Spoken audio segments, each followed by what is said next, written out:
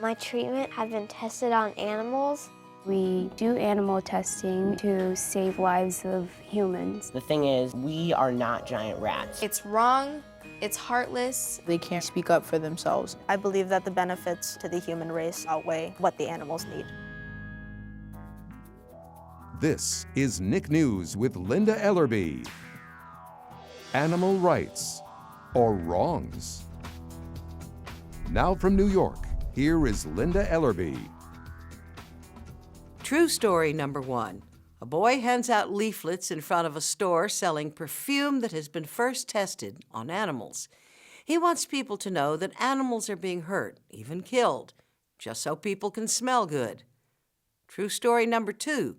A girl is diagnosed with a potentially fatal blood disease. She's alive today only because of drugs first tested on animals. So, is using animals to test products for human purposes right or wrong? There's that, and then there's this. If we don't test things on animals, how do we test? This is a show about hard choices. Animal testing, it's not fair to the animals. I think it's wrong how the animals have to be locked up in cages all day and they get needles and shots and put into them. They can't yell stop. They can't say, I don't like this, or it's not comfortable for me. Millions of animals get crippled from animal testing.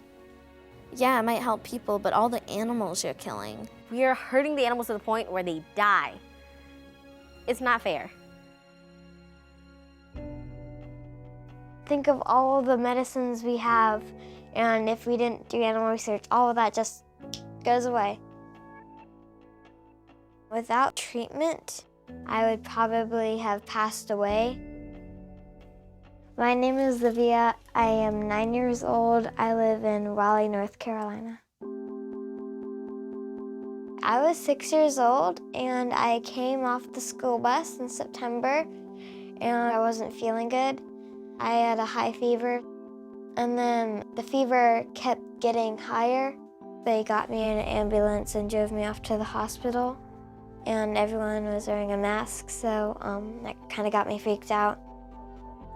They gave me blood as fast as they could give me it, and I didn't understand what was happening. I was diagnosed with aplastic anemia. Aplastic anemia is a disease of the bone marrow, so if I got a cut, I would keep bleeding and bleeding. If I got an infection, my body couldn't fight it off. I needed treatment so my bone marrow could start working again. I found out that my treatment had been tested on animals.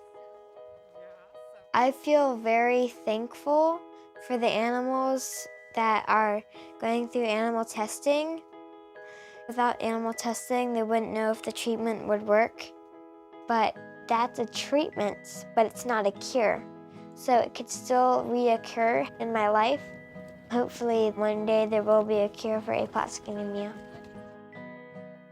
Understanding how the body works in various animal species gives us a lot of information about how the body's going to work in the human species, because we've sort of evolved together. I'm Dr. Cindy Buckmaster, and I am the director of the Animal Care Program at Baylor College of Medicine. Every single medical advance that's become a part of our lives that wasn't a part of the lives of our ancestors was directly related to, in almost every single case, animal-based research. The mouse model has been the most powerful animal model. When you start looking at transplants and things like that, pigs and sheep have always been really, really important. Dogs contribute to a variety of study, so they've been very important in cardiovascular disease. Cancers have been studied with dogs. The cure for diabetes started in dogs. The understanding of the visual system was worked out in large part in cats and also in monkeys. Immune system function, rabbits. It is a long process, and it involves many, many years, and in some cases, many kinds of animals. But it is the reason for why we have the things we have. Everywhere you turn, you see somebody who's benefited from necessary animal research. The fact is, they can't prove that, and that's a very largely exaggerated claim. Animal testing may have been part of that process, but no one can show that animal testing was necessary for us to make those breakthroughs. I'm Dr. Aisha Akhtar. I'm a neurologist, and I'm author of the book Animals in Public Health: Why Treating Animals Better is Critical for Human Welfare. My day-to-day work involves interacting with people and researchers who experiment on animals. I've also witnessed a lot of animal experiments. Most of what we know about human diseases and the human body has come from studying human patients and studying the human body, not from studying other animals. No matter how many similarities there are between us and a monkey and a dog, or even a mouse and a rat, ultimately it's the differences between us and other animals that cause problems and that cause us to be misled in testing. The FDA's own statistics show that 92% of the drugs that are found safe and effective in animals are found to be unsafe or ineffective when tried in humans. We've cured cancer in mice years ago, but we still haven't found a cure for cancer in human beings. The thing that upsets me the most about animals in labs is that they're helpless. There's nothing they can do to get themselves out of there, and that's particularly why I'm so passionate about it, because they need an advocate. My name is Lilia, I'm 16 years old, and I live in Minneapolis, Minnesota. And I think animal testing is cruel and unnecessary. I'm interning at the Animal Rights Coalition. We're the oldest nonprofit for animals in the entire country. Hi Lisa, this is Lilia. One of the campaigns we have going is called No Pain in My Name, and basically what we're doing is fighting animal experimentation at the University of Minnesota. We're most against what the Department of Neuroscience is doing. They are causing animals to become addicted to drugs. Monkeys, rodents, they're addicting them to different street drugs, heroin, cocaine, things like that. And then they're just basically studying the reactions. So far, millions of dollars of taxpayer money has gone to this. People who get addicted, they do have the option to go to rehab, things like that, but these animals have no option. They have no way out. Hey, hey, ho, ho. Animal testing has got to go. The purpose of the protest is simply to educate more people about what's really going on there. I genuinely don't understand how you can learn about how these animals are being treated and continue to contribute to it. Some people, of course, just walked by, but all of the people that stopped were horrified that this was going on. So yeah, if you could just send a letter to her and know that you... By using animals for experimentation, I think it shows that our culture is very inconsiderate and selfish. I mean, just because we have the ability to do that to them doesn't mean we have the right to. A lot of these animals going through these traumatic experiences can feel complex emotions, and it's not right. I believe animals have certain rights, but I believe as the dominant species on the planet, we also have the right to use those animals to our benefit. Most animals have the ability to feel pain, and I think we can all say without a doubt that animals wouldn't want to be tested on, cut open, so why should they? Animal testing can actually help animals as well, not just humans. You're harming as many animals as you're helping. Dogs and cats shouldn't be used because they're basically like a human's friend. You know, like mice and rabbits, they could like reproduce faster than like dogs. So I think that they should be used. Just because they can create more animals doesn't mean that they deserve to be degraded into animal testing more than other animals. Monkeys have almost the same DNA as humans, so theirs would be a little bit more reliable than other animals. It does not matter to me what animal is being tested. It's cruel and unethical regardless. I just think in general we need more laws to help protect animals. The FDA, the Food and Drug Administration, requires for most medical products, whether they're drugs or something else, that they have to be tested on animals prior to being tried in human beings. At least 25 million animals are used in experiments in the US every year. But the only federal law that exists today to cover animals used in experiments is the Animal Welfare Act, which doesn't cover 95% of the animals used in experiments. It doesn't cover mice, rats, birds. So most animals are not protected by the Animal Welfare Act. On the face of it, it seems or it appears that those animals aren't protected by any regulation, but that's in fact not true. There are other organizations who provide oversight over what happens in biomedical research. There's an entire dedicated, specially trained workforce of compassionate, loving people who care for these animals. These are the people who are with the animals every single day, who are making sure that they have food and water, who are making sure that they have all of the appropriate toys. Some animals need to dig, some animals need to climb, some animals need to root. If they can't do that, they'll get stressed out, and we don't want that for them. We don't want that for them because we love them, and it's the right thing to do, and we don't want that for them because if they're stressed, then the information that comes from them will be skewed. There's no way to eliminate the stress in a laboratory environment. You just can't do it.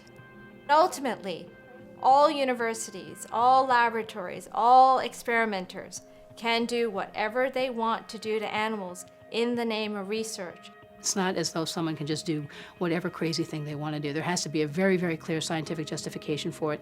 We have a tremendous obligation to treat them with the utmost compassion and respect and to give them the best quality of life we can give them, given the study concerns and what it is we're after. It's not even living. It's just existing. Some animals are gonna die in the lab, but I just think that's the process of getting the end result of the medical treatment. I think that's just part of something that we have to live with. I mean, that's like saying, oh yeah, the humans got a medicine to help arthritis, but a bunch of humans died. I mean, you would never do that to humans. You would never kill humans. Why to animals? I also don't believe that we should hurt animals for our own benefit because we itself are animals and we're just more developed. I think that most people, regardless of if they say they do or not, do value humans over animals. You wouldn't want to risk something happening to a person over something happening to a mouse. My name is Luke. I go to Norfolk County Agricultural High School in Walpole, Massachusetts. The focus of my study at school is research animal technology. It teaches you and prepares you to work in a research facility caring for animals and performing simple procedures. At my school, we have a vivarium, which is a room where animals are kept. The animals are only to learn from.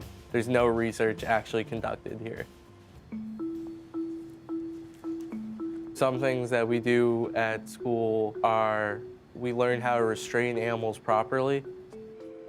We also perform husbandry, which is the care for the animals. So you're not going to leave your animals in a dirty cage. Animals in a research facility are actually bred to be researched on.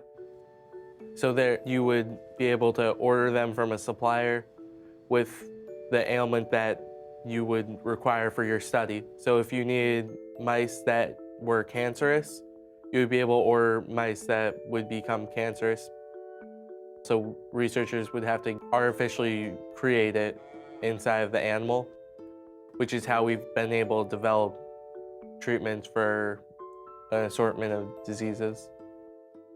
I think people who say that they are against animal research and think it should not be done don't understand that everything that comes into contact with them basically has been affected by animal research. Animals are also used to test cosmetics and household products so that you can understand if they're harmful. I don't think they should use animal testing for cosmetics. I think they should use it for just medical purposes. The consumers demand it. 4 shades of red nail polish was not enough. 50 was necessary. And if the public continues to demand, then the public is going to continue to have to get. You ask for it, somebody has to make sure that you can have it and that it's safe. Now, there are no laws that require cosmetics and household products to be tested on animals in the US. Private companies do this for their own protection. Companies, they don't want to get sued by people. If their face puffs up because of allergic reaction, they don't care if it's an animal, but they care if it's a human.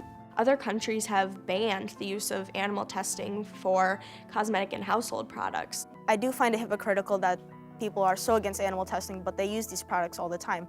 It's wrong, it's horrifying, It's heartless, and I feel like we can make a change and we can do something about it instead of, just let it happen. My name is Hashaquina, and I'm from Denver, Colorado.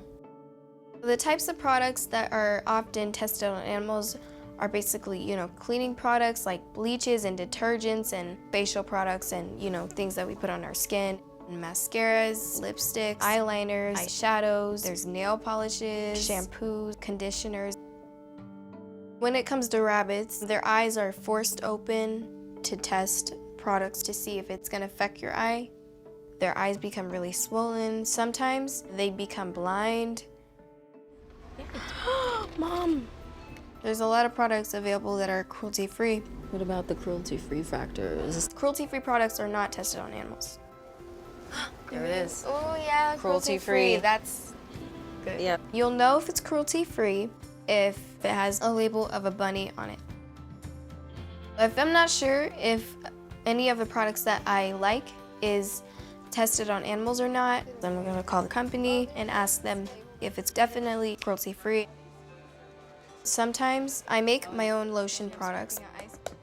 We use shea butter, we use aloe vera oil.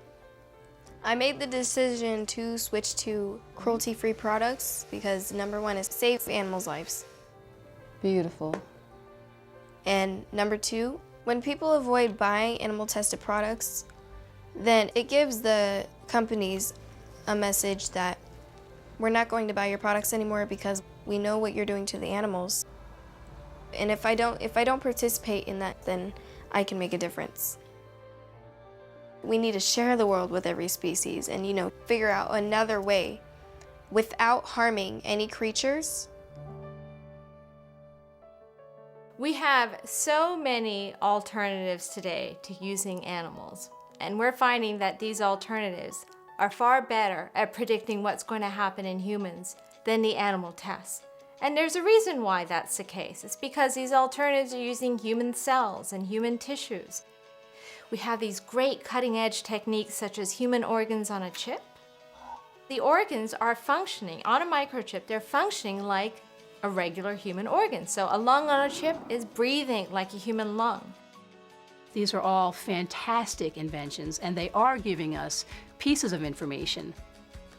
As far as cosmetics and toxicity testing goes, it's easier to use an alternative model because you don't need a whole animal. It's a localized thing. Is it gonna create a toxic effect on the skin or not?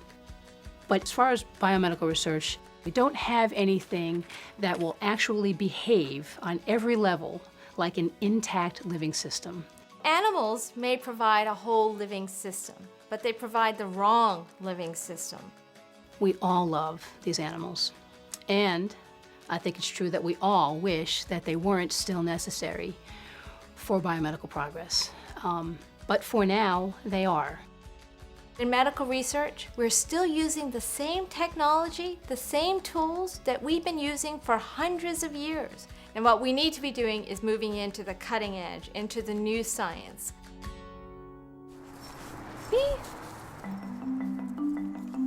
During the process of adopting my dog, Bentley, I learned about animal testing on Beagles, and I thought it was awful.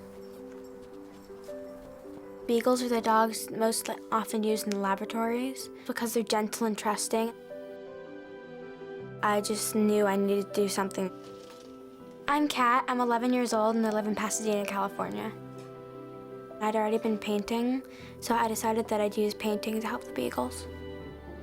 My goal is to raise money to help Beagle Freedom Project rescue the Beagles. When a laboratory is done with test animals, instead of just killing them, they'll tell Beagle Freedom Project, and they have a limited amount of time to come pick the Beagles up so that they can be saved. I've sold a lot of paintings. They started at like $12 a piece. Once I started the website, I started selling more and more paintings. The prices went up, and more people started noticing me and my work that I'd done. And now I've raised over $3,500. I feel amazing whenever a painting gets sold because I know that that money will save a life of a beagle. We think that after everything these dogs have done for us, they deserve a happy life afterwards, and we want to give that to them. My name is Lorna Campbell, and I'm the Managing Director at Beagle Freedom Project. The way that it normally works is that we will negotiate with the labs to get them released once their job as an animal test subject is over. It's okay, Boo-Boo Mama. They're normally very, very shy and scared when they're first released. They don't know what is beyond those bars. They've never experienced it. They've been in cages their whole lives. So you will often see them put one foot out, test the surface, and then slowly come out. And it's beautiful to see. Here we go. They will then go home with a foster family who will care for them until they're ready to be adopted. I think these beagles make people super happy because they're just so sweet. They love you so much, whatever you do. They make great pets. The beagles get lots of attention, which is totally unlike living in a lab. Outside, they know freedom and love and hope, and I just feel good about what I'm doing. It's just amazing that now they get a second chance at life. You may have come away from this show knowing exactly where you stand regarding testing human products and procedures on animals. Or you may have come away from this show with more questions than answers. That's okay. Questions, like choices, are good to think about, especially the hard ones. But when you do think about the issues of animal testing, you might want to keep in mind the possibility that sometimes there is more than one answer to a question. I'm Linda Ellerbee. Goodbye for Nick News.